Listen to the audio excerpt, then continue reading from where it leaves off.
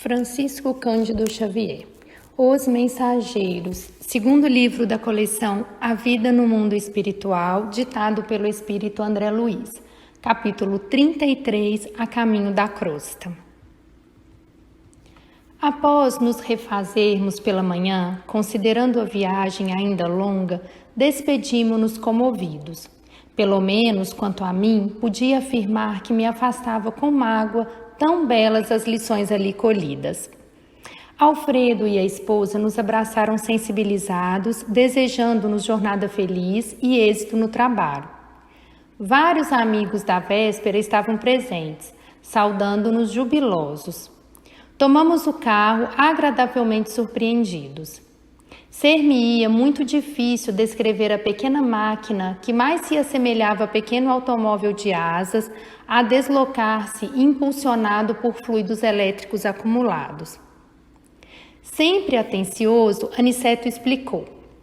Aceitei a cooperação do aparelho não porque os deseja escravizados ao menor esforço, mas porque a permanência, embora ligeira, no posto de socorro, constituiu o ensejo dos mais frutuosos à aquisição de conhecimentos necessários.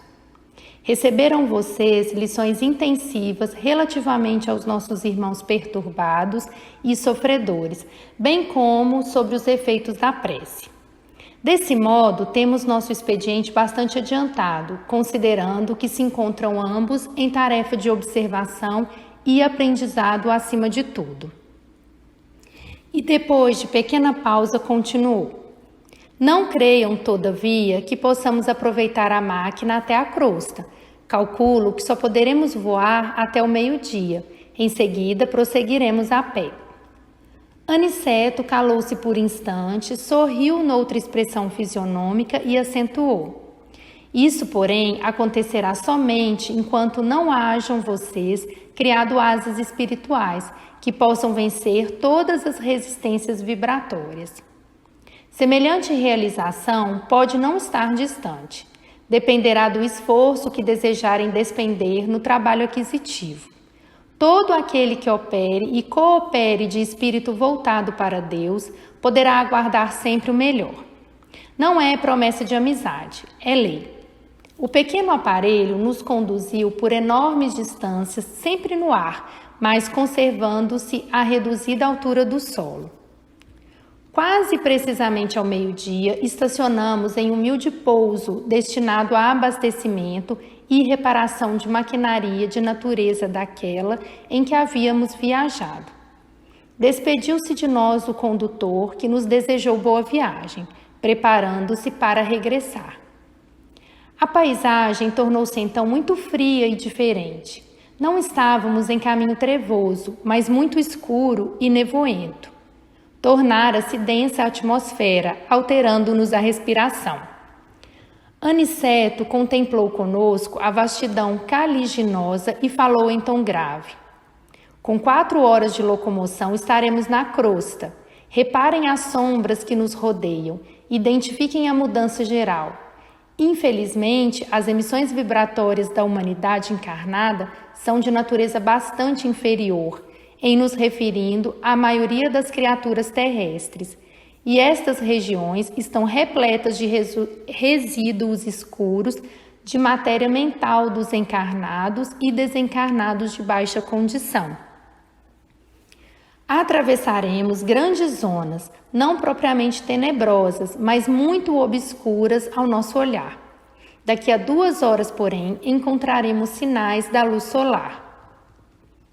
Nossa peregrinação, francamente, foi muito pesada e dolorosa, e somente aí avaliei de fato a enorme diferença da estrada comum que liga a crosta a nosso lar e àquela que agora percorríamos a pé, vencendo obstáculos de vulto. Imaginei comovido o sacrifício dos grandes missionários espirituais que assistem o homem, compreendendo então quão meritório lhes é o serviço e como necessitam disposições especiais e extraordinário bom ânimo para auxiliarem as criaturas encarnadas de maneira constante. Os monstros que fugiam à nossa aproximação escondendo-se no fundo sombrio da paisagem, eram indescritíveis e, obedecendo a determinações de Aniceto, não posso ensaiar qualquer informe nesse sentido, a fim de não criar imagens mentais de ordem inferior no espírito dos que, acaso, venham a ler estas humildes notícias. No horário previsto por nosso orientador, começamos a vislumbrar de novo a luz do sol, como se estivéssemos em madrugada clara. O espetáculo era magnífico e novo para mim. Calor brando começou a revigorar-nos. Aniceto fixou o quadro maravilhoso dos raios de luz atravessando as sombras e falou de olhos úmidos. Agradeçamos ao Senhor dos mundos a bênção do sol. Na natureza física é a mais alta imagem de Deus que conhecemos. Temo-lo nas mais variadas combinações segundo a substância das esferas que habitamos dentro do sistema. Ele está em nosso lar de acordo com os elementos básicos de vida e permanece na Terra segundo as qualidades magnéticas da crosta. É visto em Júpiter de maneira diferente, ilumina Vênus com outra modalidade de luz, aparece em Saturno noutra roupagem brilhante. Entretanto, é sempre o mesmo, sempre a radiosa sede de nossas energias vitais. Avançamos comovidos e daí a algum tempo surgiu-nos o astro sublime na posição que antecede o crepúsculo.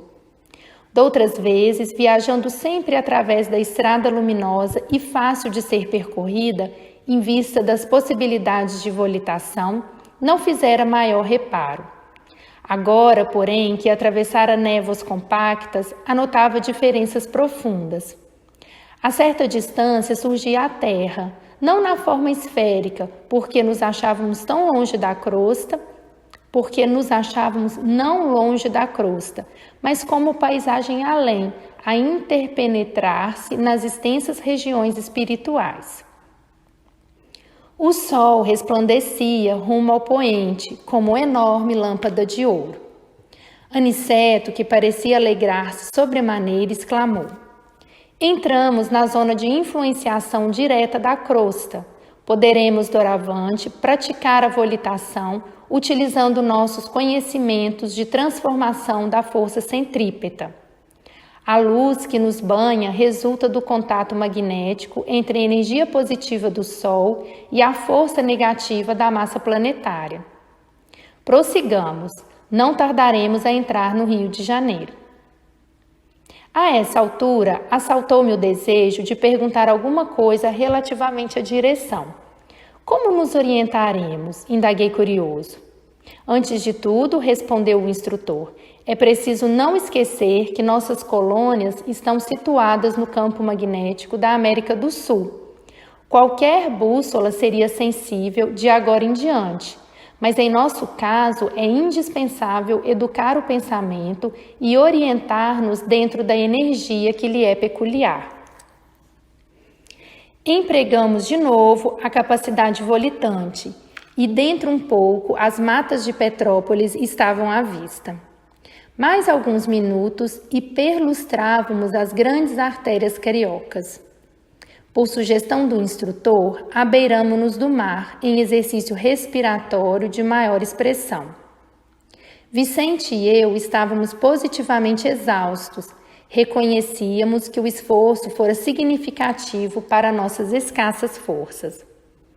Indiferentes à nossa presença, os transeuntes passavam apressados de mente chumbada aos problemas de ordem material. Fonfonavam ônibus repletos. A grande Bahia figurava-se-nos cheia de forças renovadoras. Quando se acendiam as primeiras luzes elétricas, Aniceto convidou-nos amavelmente. Vamos ao reconforto. Vocês estão fatigadíssimos. Irei mostrar-lhes que nosso lar tem igualmente alguns refúgios na crosta.